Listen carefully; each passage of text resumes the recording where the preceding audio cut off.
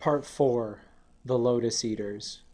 Upon the 10th, we came to the coastline of the Lotus Eaters, who live upon that flower. We landed there to take on water.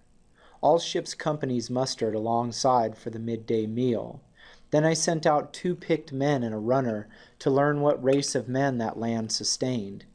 They fell in soon enough with Lotus Eaters, who showed no will to do us harm, only offering the sweet lotus to our friends. But those who ate this honeyed plant, the lotus, never cared to report, nor to return.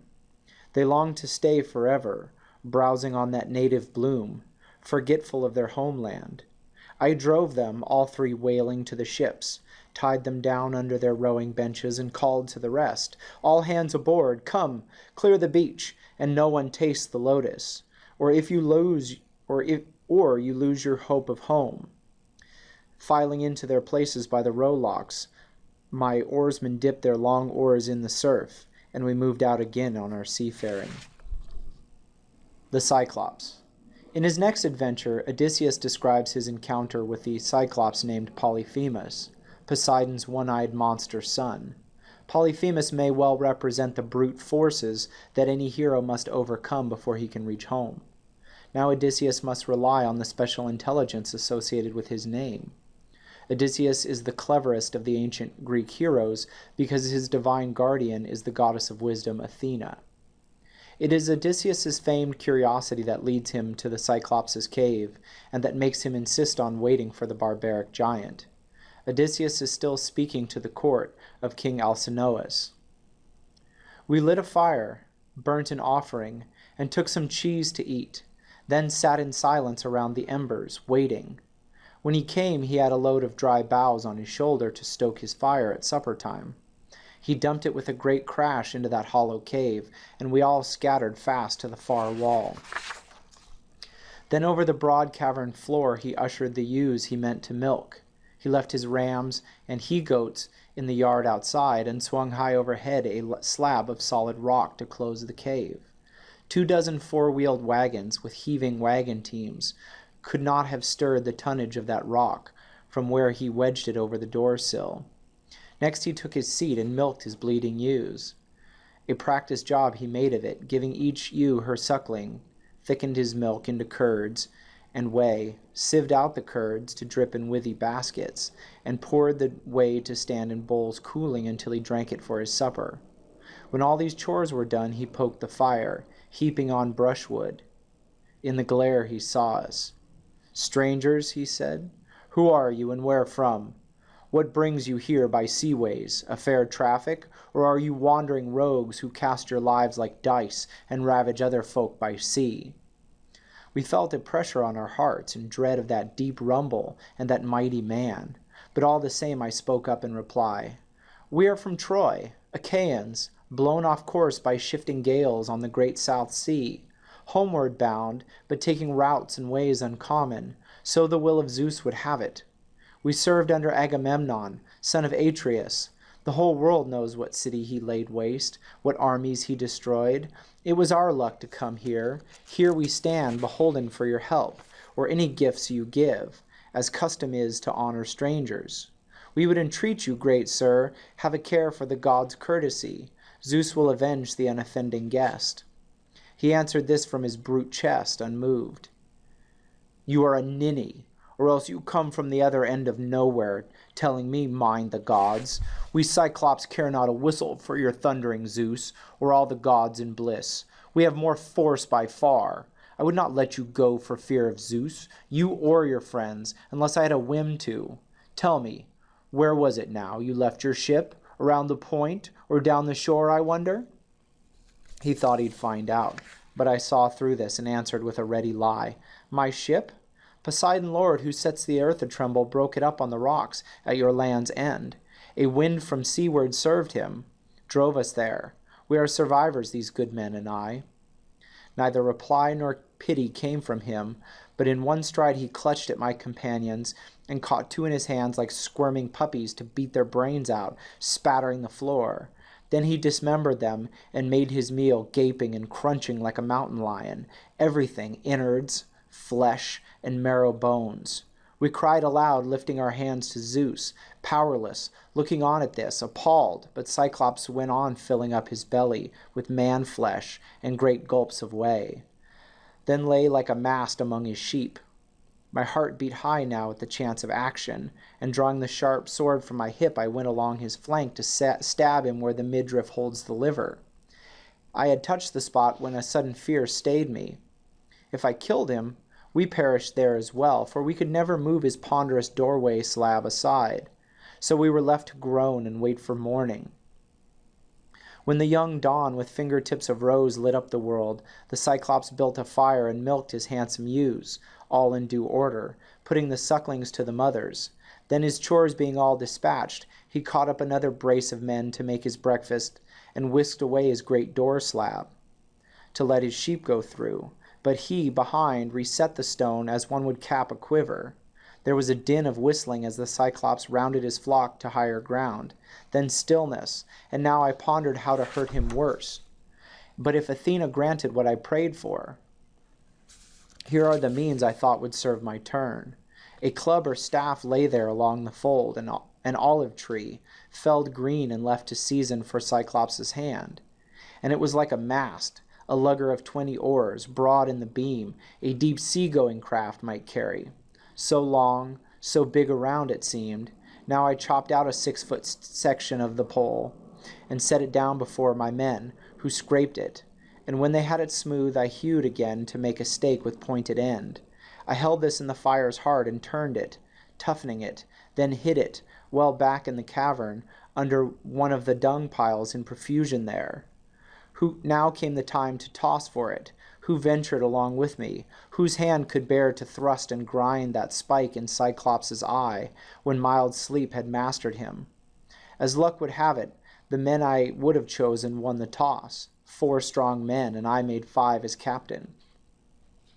That evening came the shepherd with his flock, his woolly flock. The rams as well this time entered the cave, by some shepherding whim or a god's bidding. None were left outside. He hefted his great shoulder into place and sat him down to milk the bleeding ewes in proper order, put the lambs to suck, and swiftly ran through all his evening chores. Then he caught up 2 more men and feasted on them. My moment was at hand. I went forward, holding an ivy bowl of my dark drink, looking up, saying, "Cyclops, try some wine. Here's liquor to wash down your scraps of men. Taste it and see the kind of drink we carried under our planks. I meant it for an offering if you would help us home, but you are mad, an unbearable, bloody monster. After this, will any other traveler come to see you?" He seized and drained the bowl, and it went down so fiery and smooth he called for more. "Give me another, thank you kindly. Tell me, how are you called? I'll make a gift will please you. Even Cyclops know the wine grapes grow out of grassland and loam in heaven's rain, but this here is a bit of nectar and ambrosia." 3 bowls I brought him, and he poured them down. I saw the fuddle and flush come over him. Then I sang out in cordial tones, "Cyclops, you ask my honorable name? Remember the gift you promised me, and I shall tell you. My name is Nobody. Mother, father, and friends, everyone calls me Nobody." And he said, "Nobody's my meat then, after I eat his friends. Others come first, and there's a noble gift now." Even as he spoke, he reeled and tumbled backwards, his great head lolling to one side, and sleep took him like any creature. Drunk, hiccuping, he dribbled streams of liquor and bits of men. Now, by the gods, I drove my big handspike deep in the embers, charring it again, and cheered my men along with battle talk to keep their courage up. No quitting now. The pike of olive, green though it had been, reddened and glowed as if about to catch. I drew it from the coals, and my 4 fellows gave me a hand, lugging it near the Cyclops, as more than natural force nerved them. Straight forward they sprinted, lifted it, and rammed it deep into his crater eye, and I leaned on it, turning it as a shipwright turns a drill and planking, having men below to swing the 2-handled strap that spins it in the groove. So our brand we bored that great eye socket while blood ran out along the red-hot bar. Eyelid and lash were seared, the pierced ball hissed broiling, and the roots popped. In a smithy one sees a white-hot axe head, or an adze plunged and wrung in a cold tub, screeching steam the way they make soft iron hail and hard.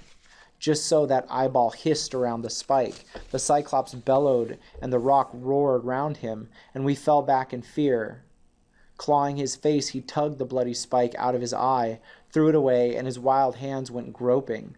Then he set up a howl for Cyclops, who lived on windy peaks nearby. Some heard him, and they came out by diverse ways, to clump around the outside and call, "What ails you, Polyphemus? Why do you cry so sore in the starry night? You will not let us sleep. Sure there's no man driving off your flock. No man has tricked you, ruined you." Out of the cave the mammoth Polyphemus roared in answer, "Nobody's tricked me. Nobody's ruined me." To this rough shout they made a sage reply. "Ah, well, if nobody has played you foul there in your lonely bed, we are no use in pain, given by great Zeus. Let it be your father, Poseidon Lord, to whom you pray." So saying, they trailed away, and I was filled with laughter to see how like a charm the name had deceived them. Now Cyclops, wheezing as the pain came on him, fumbled to wrench away the great door-stone, and squatted in the breach with arms thrown wide for any silly beast or man who bolted, hoping somehow I might be such a fool. But I kept thinking how to win the game. Death sat there huge. How could we slip away? I drew on all my wits, and ran through tactics, reasoning as a man will for dear life, until a trick came, and it pleased me well. The Cyclops' rams were handsome, fat, heavy with fleeces, a dark violet. 3 abreast I tied them silently together, twining cords of willow from the ogre's bed, then slung a man under each middle one, to ride there safely, shielded left and right. So 3 sheep could convey each man. I took the woolliest ram, the choicest of the flock, and hung myself under his kinky belly, pulled up tight, with fingers twisted deep in sheepskin ringlets for an iron grip. So breathing hard, we waited until morning. When dawn spread out her fingertips of rose, the rams began to stir, moving for pasture, and peals of bleating echoed round the pens, where the dams with udders full called for a milking. Blinded and sick with pain from his head wound, the master stroked each ram, let it pass, but my men riding on the pectoral fleece, the giant's blind hands blundering never found. Last of them all, my ram, the leader came, weighted by wool and me with my meditations. The Cyclops patted him, and then he said, "Sweet cousin ram, why lag behind the rest in the night cave? You never linger so, but graze before them all, and go afar to crop sweet grass, and take your stately way leading along the streams, until at evening you run to be the first one in the fold. Why now so far behind? Can you be grieving over your master's eye? That carry-on rogue and his accursed companions burnt it out when he had conquered all my wits with wine. Nobody will not get out alive, I swear. Oh, had you brain and voice to tell where he may be now, dodging all my fury. Bashed by his hand and bashed on this rock wall, his brains would strew the floor, and I should have rest from the outrage nobody worked upon me. He sent us into the open. Then, close by, I dropped and rolled clear of the ram's belly, going this way and that to untie the men. With many glances back, we rounded up his fat, stiff-legged sheep to take aboard, and drove them down to where the good ship lay. We saw, as we came near, our fellows' faces shining, and then we saw them turn to grief, tallying those who had not fled from death. I hushed them, jerking head and eyebrows up, and in a low voice told them, "Load this herd, move fast, and put the ship's head toward the breakers." They all pitched in at loading, then embarked and struck their oars into the sea. Far out, as far offshore as shouted words would carry, I sent a few back to the adversary. "O Cyclops, would you feast on my companions? Puny am I in a caveman's hands. How do you like the beating we gave you, you damned cannibal, eater of guests, under your roof? Zeus and the gods have paid you." The blind thing in his doubled fury broke a hilltop in his hands and heaved it after us. Ahead of our black prow it struck and sank, whelmed in a spuming geyser, a giant wave that washed the ship's stern foremost back to shore. I got the longest boat hook out and stood fending us off, with furious nods to all to put their backs into a racing stroke. Row, row, or perish. So the long oars bent, kicking the foam sternward, making head until we drew away, and twice as far. Now when I cupped my hands, I heard the crew in low voices protesting, "God's sake, Captain, why bait the beast again? Let him alone." That tidal wave he made on the first throw all but beached us, all but stove us in. Give him our bearing with your trumpeting, he'll get the range and lob a boulder. He'll smash our timbers and heads together. I would not heed them in my glorying spirit, but let my anger flare and yelled, "Cyclops, if ever mortal man inquire how you were put to shame and blinded, tell him Odysseus, raider of cities, took your eye, Laertes' son, whose home is on Ithaca." At this he gave a mighty sob and rumbled, "Now comes the weird upon me, spoken of old. A wizard, grand and wondrous, lived here, Telemus, son of Eurymus. Great length of days he had in wizardry among the Cyclopes. And these things he foretold from time to come, my great eye lost, and at Odysseus' hands. Always I had in mind some giant, armed in giant force, would come against me here. But you, small, pitiful, and twiggy, you put me down with wine. You blinded me. Come back, Odysseus, and I'll treat you well, praying the god of earthquake to befriend you. His son I am, for he by his avowal fathered me, and if he will, he may heal me of this black wound, he and no other of all the happy gods or mortal men." Few words I shouted in reply to him. "If I could take your life, I would, and take your time away and hurl you down to hell. The god of earthquake could not heal you there." At this he stretched his hands out in darkness towards the sky of stars and prayed Poseidon, "O hear me, Lord, blue girdler of the islands. If I am thine indeed, and thou art father, grant that Odysseus, raider of cities, never see his home. Laertes' son, I mean, who kept his hall on Ithaca. Should destiny intend, he shall see his roof again among his family and his fatherland. Far be that day, and dark the years between. Let him lose all companions, and return under strange sail to bitter days at home." Here we will imagine that Homer stops reciting for the night. The listeners would now go off to various corners of the local nobleman's house. The blind poet might take a glass of wine before turning in. The people who heard the poet's stories might ask questions among themselves and look forward to the next evening's installment.